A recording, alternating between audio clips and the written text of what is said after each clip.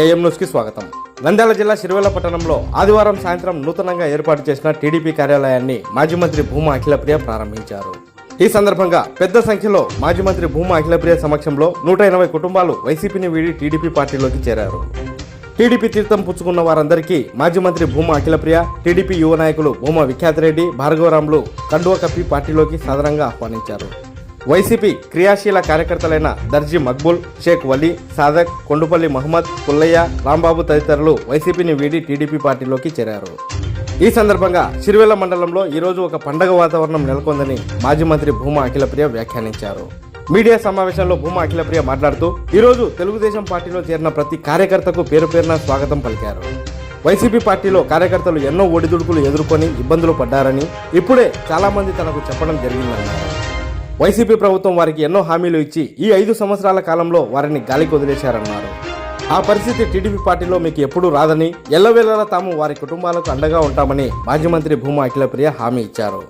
రానున్న ఎన్నికల్లో ప్రతి ఒక్కరూ పార్టీ విజయం కోసం పనిచేయాలని భూమా అఖిలప్రియ విజ్ఞప్తి చేశారు. ఈ కార్యక్రమంలో టీడీపీ యువ నాయకులు భూమా విఖ్యాతరెడ్డి, భార్గవరాం, మండల టీడీపీ నాయకులు, కార్యకర్తలు, భూమా అభిమానులు తదితరులు పాల్గొన్నారు.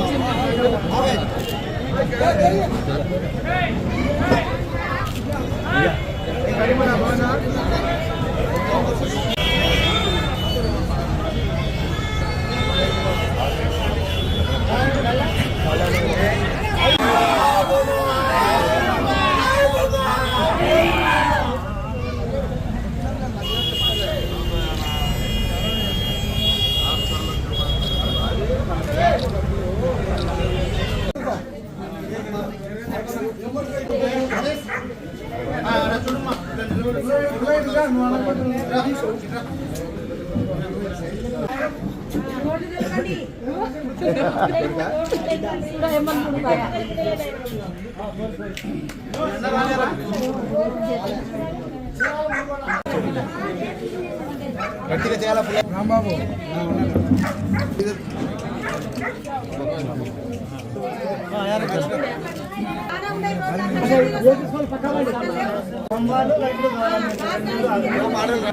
ఇవాళ చూడమ్మా కడాల మంచిగా దండి కడాల వేసుకునే మంచిగా అంత పెద్ద మంచిగా చేతులు పెట్టాక కడాల మంచిగా అడుగు మంచిగా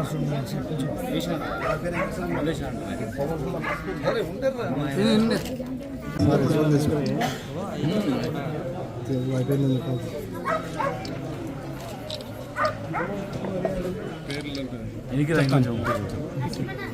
సాయి నడిపే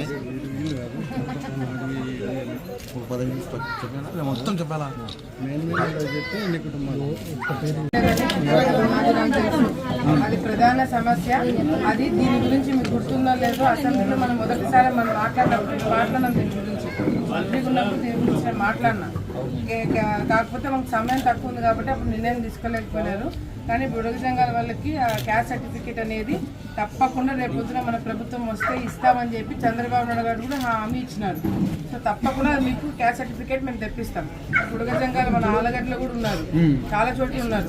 పక్క తాలూకా వాళ్ళు కూడా వచ్చి చాలా మంది నన్ను మంత్రిగా ఉన్నప్పుడు కలిసి అడిగినారు. సో మీ ప్రధాన సమస్య అది నాకు తెలుసు, అది నా సొంత సమస్యగా నేను తీరుస్తాను. వేళల్లో ఒక పండుగ వాతావరణం కనపడుతుంది.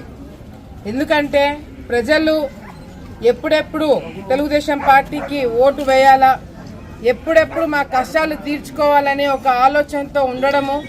ఈరోజు భారీ ఎత్తున సిరివెల్ల పట్టణంలో చాలామంది పార్టీ మారినాం. దాదాపుగా 180 కుటుంబాలు ఈరోజు అటు మైనార్టీ సోదరులు కావచ్చు, బుడగజంగాల కాలనీ నుంచి పుల్లయ్య, వెంకటస్వామి, ఇతర ఇంకా 80 కుటుంబాలు వీళ్ళందరూ కూడా ఈరోజు తెలుగుదేశం పార్టీలోకి వచ్చినందుకు వాళ్ళందరూ కూడా పేరు పేరున నేను నమస్కారాలు తెలియజేసుకుంటున్నాను.